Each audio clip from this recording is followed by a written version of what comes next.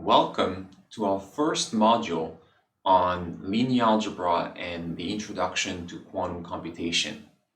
Today, we'll talk about qubits, which is really our sort of elementary unit of information in the quantum systems.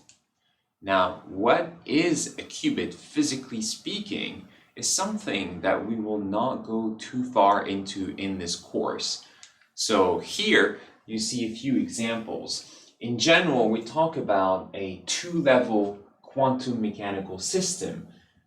We've seen one example earlier in this course, which is for example, the polarization of a photon or the path of a photon that is between the two beam splitters. And in these cases, the levels are up-down polarization, left-right polarization, or upper path, lower path. But you have other examples. For example, here we see the example of a spin 1/2 particle that has spin up or spin down as the two levels.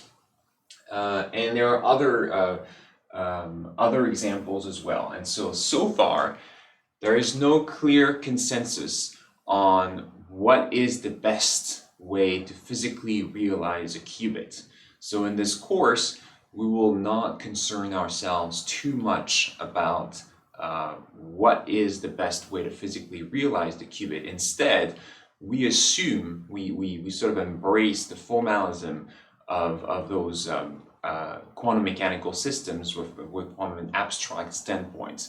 Now, in general, the properties that we will measure and with which we're going to perform calculations, they arise from what is called observables, okay? And as we will see, like, we will sort of detach ourselves from the particular observables that we're dealing with, but nonetheless, it's good to remember, for example, as a prototypical example, during the rest of the course, I'll try to remind you that our photons, the polarization of our photon, could be an example of those levels. Now, here we will need to represent the states, and I will say something about the state in a minute. But to represent the state of a qubit, we need to write it down as a vector in C2. Okay, and a bit of vocabulary here. The standard basis in C2 is the canonical basis, is what we denote by 0 and 1, okay? And any vector could be written down, of course, as a linear combination of that.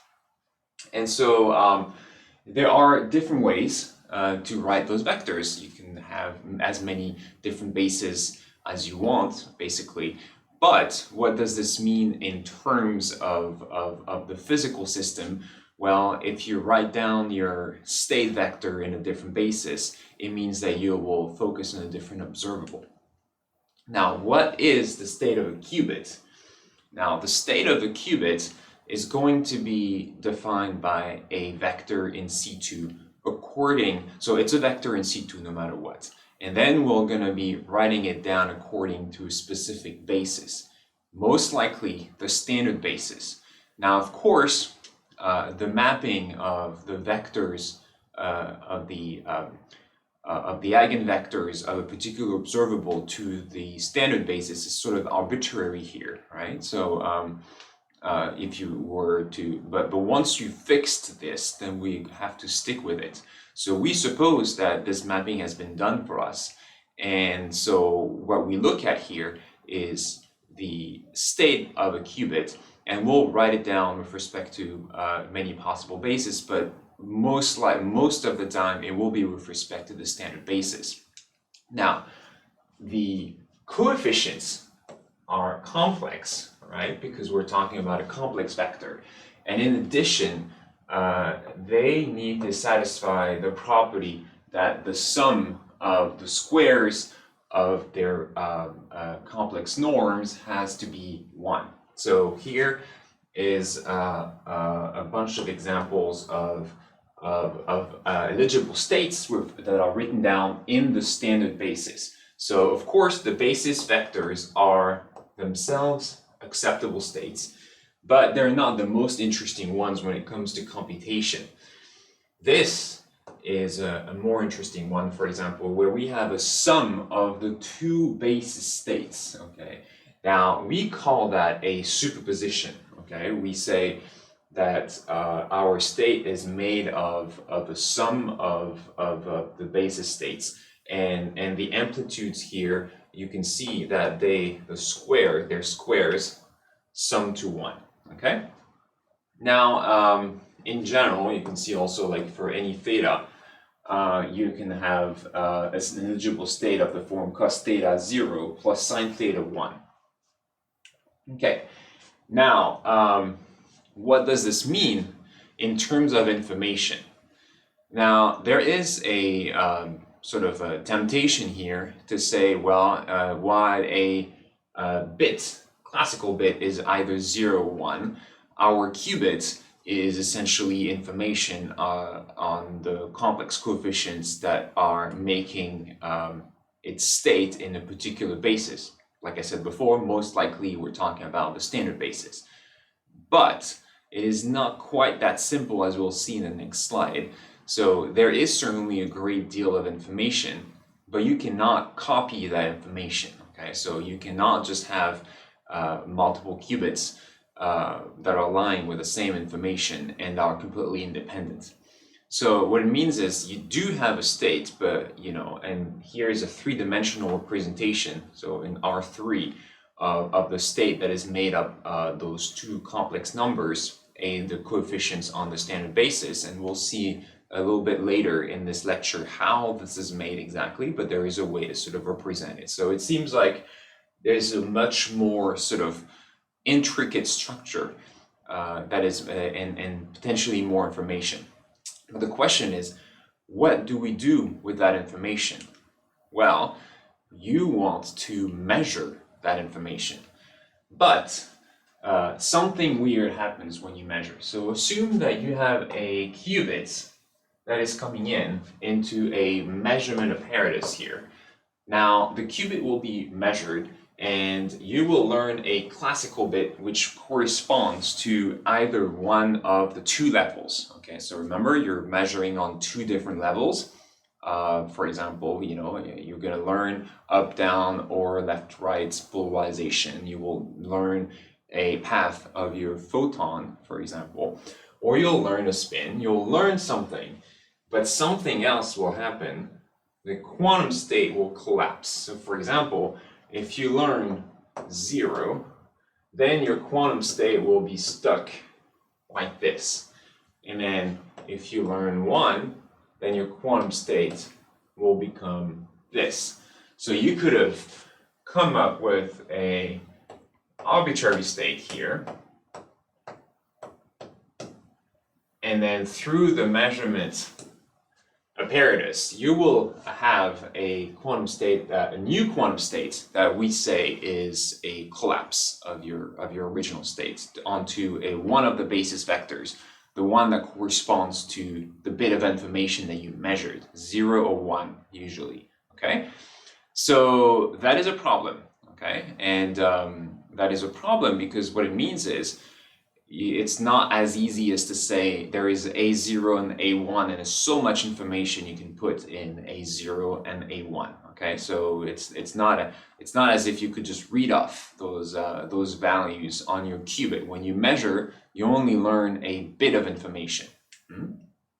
Now, what probabilities happen? So it turns out the coefficients that are making up the state of your quantum mechanical system on a particular basis, these rule the probabilities of measuring one of the two levels, typically, as I said, the 0 or the 1, but in general, whatever two levels you're looking at, so whatever the basis vectors are. Now, like I said before, one temptation would be to say that once you have enough copies of this, you could measure them and then try to capture those probabilities of getting one or the other of the outcomes, and it would give you at least information about what is called the amplitude, so the absolute value of the values that are in the coefficients. But it's not that simple, because there's what's called the no cloning theorem. So if you copy those states, physically what it means, and it's something that we'll see in the next lecture, that they become entangled. So if you do this, there is no real degree of freedom. If you measure one, you in fact measure the other one. And so there is no way to have copies that are living their lives independently with the exact same state in a way that you could just measure them, all of them, and treat them as independent experiments. Okay, so that is a very frustrating reality, because what it means concretely is that you cannot just say, I will learn those coefficients, right? I mean, you may through a complex design, right? But it's in general not as simple as just saying, I have a reader that will read those coefficients, okay? Nonetheless, they play an important role, because they will tell you what is the probability of a given outcome. Okay, so here the probability of measuring 0 is going to be the norm of A0 squared, and likewise the probability of measuring 1 is the norm of A1 squared, and that is for the standard basis. But of course, if you were to write on any other basis, then the coefficients on that different basis will give you the probabilities of an outcome of your measurements. Okay, so let's look at an example here. So the probability of measuring 0 here is 1, and the probability of measuring 1 is 0. Now here, of course, the probability of measuring 1 is 1, and the probability of measuring 0 is 0. Okay, so these are very trivial states. They're not really telling you anything. Now here, this is the superposition of a 0 and a 1, and before you measure, you cannot learn anything about what would be the outcome of the measurement. Okay, and of course you get probability of 0 is 1/2, and the probability of a 1 is also 1/2.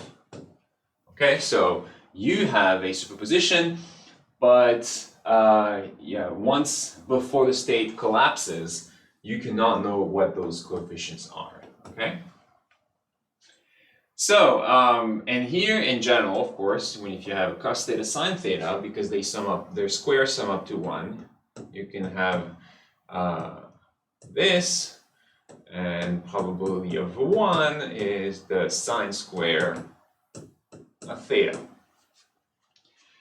Now there is something very important, that this state here is the same as the one above, except that it differs by a number that is of the form exponential I alpha, where alpha is a real number that we usually call a phase. Now we say, and that's just a standard terminology, that these two states differ by a global phase or a phase. Okay, usually global phase is for when you have a multi-qubit system, and all the state that represents all the qubits differs by that one phase. But here, there's only one qubit, so you can say global phase, you can say phase. But what's important about it is that because the amplitude, because the norm, the complex norm of that number is 1, then it does not affect the probabilities of measurements. And that's a really important fact. What it means is, if I give you a qubit in this state and a qubit in this state, and all I give you is a measurement apparatus, you will not be able to have any tangible information about whether you're in this state or in this state. The phase itself will have an invisible action on the measurement itself. That does not mean it has no action whatsoever. This is the kind of action that happens when more things happen to the state, and there is what's called interferences. Okay, so they can have an action through a subsequent transformation, quantum transformation. But if the only thing you're allowed to do is to measure those two states, there is no action whatsoever about that quantum phase, that global phase, okay? Now, that said, we can, up to a global phase, so up to unmeasurable information, we can represent our qubit, the states of our qubits, on a three-dimensional structure. So they will lie on the sphere. You can map them to points on the surface of the sphere, okay? And we're going to see how to do this.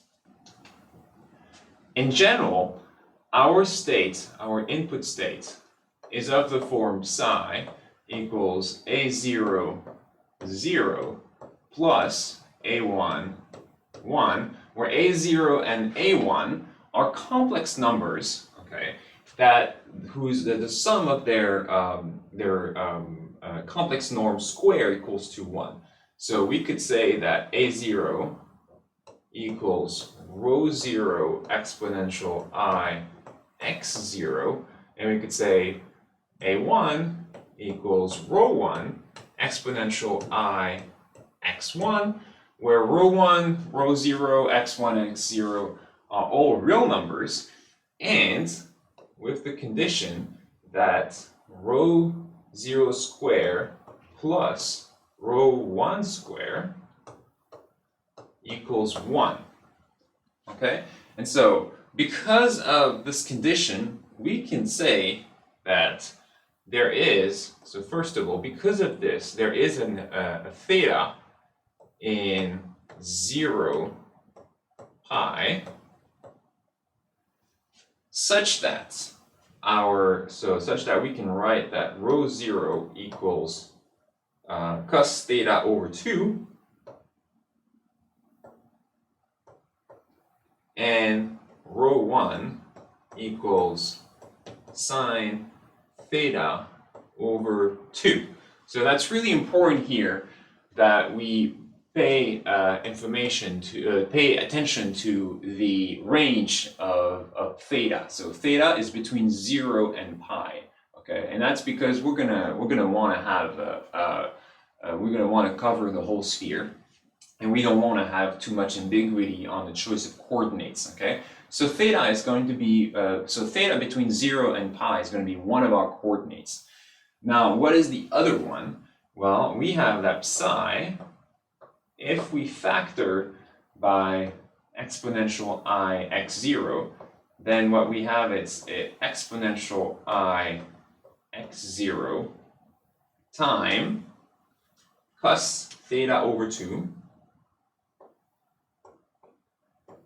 times 0 plus exponential I x1 minus x0 sine theta over 2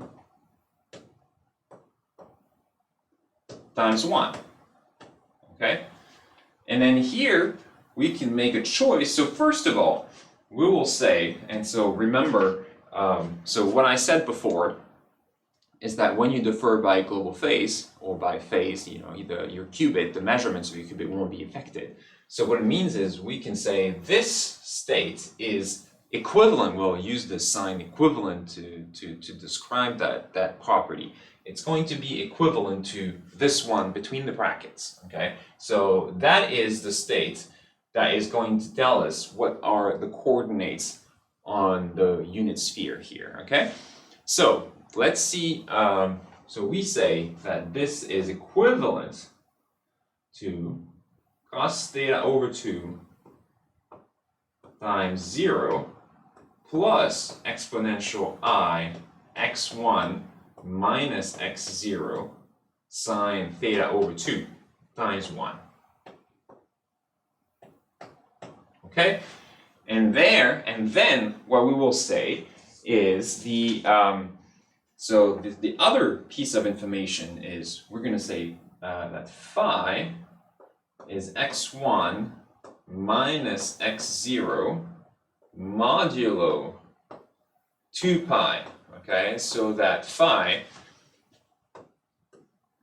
is in 0, 2 pi And we have the property outlined here that your state, or more specifically, I should say, your state is equivalent to cos theta over 2 0 plus exponential I phi sine theta over 2. And then we can place this state on the Bloch sphere by taking theta to be the angle with the x-axis and phi the angle with the y-axis, okay?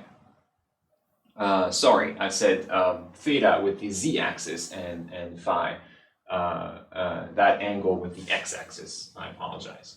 So when we place this, we see that we have actually a unique positioning except at the poles, okay? So except for the poles, we have unique positioning. And so so what it means is that we have a three-dimensional representation of the state of a qubit, which is normally represented by a pair of complex numbers, which is a very much sort of harder, it's much harder to visualize a pair of complex numbers, even though they have the property that they're squares of their norms sum to 1.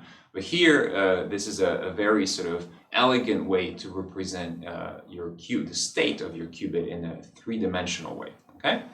Now, you will have, in the exercises, you will have to place certain certain states on the Bloch sphere, okay? So here are a few examples of the kind of states that you should expect to have to place on the Bloch sphere. So for this basis state, we have that theta equals 0, and we have the ambiguity on the choice of phi. Likewise, here we have theta equals pi and ambiguity on the choice of phi. Here, what we have is phi equals 0, because here is implicitly 1 equals exponential I phi, and we have that cos theta over 2 equals cos pi over 4, so theta here equals pi over 2, okay? So in this case, what we have is a point on the equator, okay? So we have theta equals pi over 2, so it means that we're on the equator, and anybody around that is going to be of this shape. Only phi will determine, your longitude on the equator, okay? But the latitude is fixed by theta, okay? And now, if you want to, there's a little trick here that if you want to solve those systems for, you have to be careful that, of course, this is, so cos, you need to find an x, so that this is cos x over 2, okay? So typically, you're going to find the x in 0 pi such that cos x over 2 equals cos theta, okay? So you just have to be mindful of that. And then here, of course, you have the same information, but you have to be careful how you distribute. So this is giving you the same points on the sphere because this disappears, okay? So these are the examples of the Bloch sphere positioning. Okay, so now we have sort of introduced the notion of quantum bits, and of course, information based on one quantum bit alone is not enough to perform non-trivial computations. In the next lecture, we will be talking about multi-qubit systems and how those qubits can interact in a non-trivial way so that actual interesting calculations can occur. Thank you for your attention.